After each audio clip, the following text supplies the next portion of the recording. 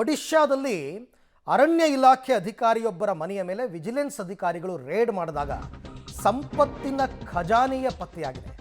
ಭ್ರಷ್ಟ ಕುಳ ಲಾಕರ್ನಲ್ಲಿ ಅಡಗಿಸಿಟ್ಟಿದ್ದಂತೆ 1.44 ಕೋಟಿ ಹಣ ಕ್ಯಾಶ್. ಒಡಿಶಾದ ಜೈಪುರ್ ಪಟ್ಟಣದ ಫ್ಲ್ಯಾಟ್ನಲ್ಲಿ ಈ ಸಂಪತ್ತು ಪತ್ತೆಯಾಗಿದೆ. ಅಷ್ಟೇ ಅಲ್ಲ, 4 ಚಿನ್ನದ ಬಿಸ್ಕೆಟ್, 16 ಚಿನ್ನದ ನಾಣ್ಯ, 1.44 ಕೋಟಿ ಕ್ಯಾಶ್. ಜೈಪುರ್ ಅರಣ್ಯ ಇಲಾಖೆಯ ಉಪ ರೇಂಜರ್ ರಾಮಚಂದ್ರ ಅಂತ. ಇವನ ಮೇಲೆ ಒಂದಷ್ಟು ಕಂಪ್ಲೇಂಟ್ಸ್ ಇತ್ತು, ಅಕ್ರಮ ಆಸ್ತಿ ಹೊಂದಿರತಕ್ಕಂಥ ಆರೋಪಗಳಿತ್ತು. ಹಾಗಾಗಿ ವಿಜಿಲೆನ್ಸ್ ಅಧಿಕಾರಿಗಳು ರೇಡ್ ಮಾಡಿದ್ದಾರೆ. ನೋಡಿ ಇಲ್ಲಿ ಸಿಕ್ಕಿರೋದು ಕ್ಯಾಶ್, ನೋಡಿ ಎಷ್ಟು ಇಟ್ಟಿದ್ದಾರೆ ಅಂತ. ಮನೆಯ ಲಾಕರ್ನಲ್ಲಿ ಇಟ್ಕೊಂಡಿದ್ದಂತೆ ಇಷ್ಟು ಕ್ಯಾಶನ್ನು. ಭ್ರಷ್ಟ ಅಧಿಕಾರಿಗಳು ಕರ್ನಾಟಕದಲ್ಲಿ ಮಾತ್ರ ಅಲ್ಲ, ಇಡೀ ಇಂಡಿಯಾದಲ್ಲಿ ಸಿಗ್ತಾರೆ. ನೋಡಿ, ಲಾಕರ್ನ ತೆಗೆದಾಗ ಅಧಿಕಾರಿಗಳೇ ಗಾಬರಿ ಆಗಿಬಿಟ್ಟಿದ್ದಾರೆ. ಫುಲ್ಲು ಕ್ಯಾಶು, ಎಲ್ಲ ಬ್ಲ್ಯಾಕ್ ಮನಿ, ಯಾವುದಕ್ಕೂ ಟ್ಯಾಕ್ಸ್ ಇಲ್ಲ, ಅದು ಯಾವುದಕ್ಕೂ ಎಲ್ಲ ಬ್ಲ್ಯಾಕ್ ಮನಿ. ಈ ಪರಿಪ್ರಮಾಣದಲ್ಲಿ ಕ್ಯಾಶನ್ನು ಇಟ್ಟಿರೋದು. ಇನ್ನೆಷ್ಟು ದುಡ್ಡು ಹೊಡೆದಿರ್ಬೋದು, ಇನ್ನೆಷ್ಟು ಭ್ರಷ್ಟಾಚಾರ ಮಾಡಿರ್ಬೋದು. ಅರಣ್ಯ ಇಲಾಖೆ ಅಧಿಕಾರಿಯೊಬ್ಬ. ಚಿನ್ನದ ಬಿಸ್ಕೆಟ್ ಅಂತೆ, ಅದು ಎಷ್ಟು ತೂಕದ್ದು ಗೊತ್ತಿಲ್ಲ. ಚಿನ್ನದ ಬಿಸ್ಕೆಟ್ 4, 16 ಚಿನ್ನದ ನಾಣ್ಯ ಕಾಯಿನ್ಸ್. ನೋಡಿ ಅಲ್ಲಿ ಜೋಡಿಸಿರೋ ದುಡ್ಡನ್ನ. ಈ ಪರಿಪ್ರಮಾಣದ ದುಡ್ಡು ಒಬ್ಬ ಉಪ ರೇಂಜರ್ ಮನೆಯಲ್ಲಿ ಸಿಕ್ಕಿರೋದು. ಅರಣ್ಯಾಧಿಕಾರಿಗಳ ಮನೆಯಲ್ಲಿ ನೋಡಿ, ಇಲ್ಲಿ ಕಾಯಿನ್ಸ್ ನೋಡಿ, ಬ್ಯಾಂಗಲ್ಸು, ಗೋಲ್ಡ್ ಬಿಸ್ಕೆಟ್ಸು. ನಮ್ಮಲ್ಲೂ ರೇಡ್ ಆದಾಗ ಇವೆಲ್ಲ ಈ ಥರದ್ದೆಲ್ಲ ಸಿಗುತ್ತೆ. ಈಗ ಮೊನ್ನೆ ಎಲ್ಲ ಸಿಕ್ತು ಒಂದಷ್ಟು. ಬಟ್ ಕ್ಯಾಶು ಈ ಪರಿಪ್ರಮಾಣದಲ್ಲಿ 1.5 ಕೋಟಿ ಕ್ಯಾಶ್, 1.5 ಕೋಟಿ.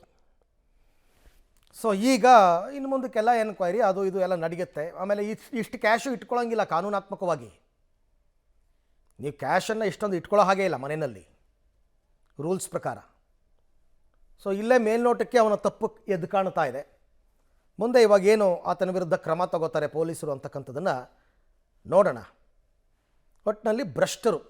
ಈ ಬಗ್ಗೆ ಮತ್ತಷ್ಟು ಮಾಹಿತಿ ನನ್ನ ಕೊಲೀಗ್ ಶಬೀರ್ ಅವರಿಂದ ಪಡ್ಕೊಳ್ಳೋಣ. ಶಬೀರ್, ಒಂದು ಕ್ಷಣ ವಿಜಿಲೆನ್ಸ್ ಅಧಿಕಾರಿಗಳೇ ಗಾಬರಿ ಆಗ್ಬಿಟ್ರ ಅಂತ.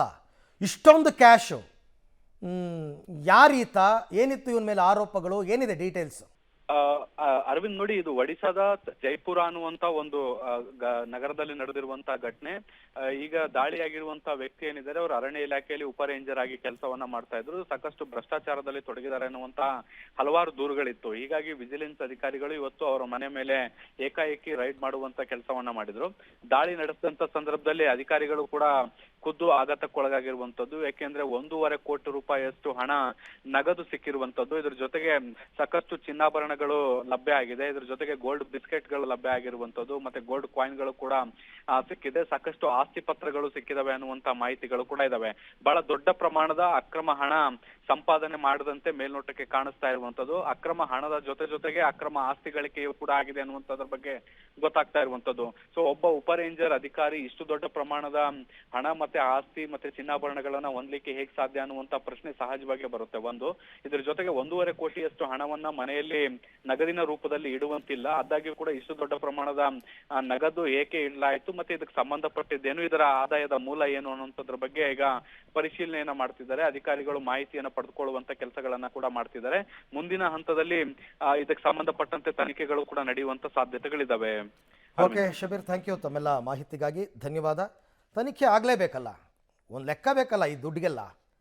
ಎಷ್ಟು ತೆರಿಗೆ ವಂಚನೆ, ಟ್ಯಾಕ್ಸ್ ಡಿಪಾರ್ಟ್ಮೆಂಟ್ ಅವ್ರು, IT ಅವ್ರು ಬರ್ತಾರೆ, ED ಅವರು ಬಂದರೂ ಬರ್ಬೋದು, ಹೇಳೋಕ್ಕಾಗಲ್ಲ. ಎಲ್ಲ ಸೇರ್ಕೊಂಡೀಗ ಎನ್ಕ್ವೈರಿ ಆಗಬೇಕು.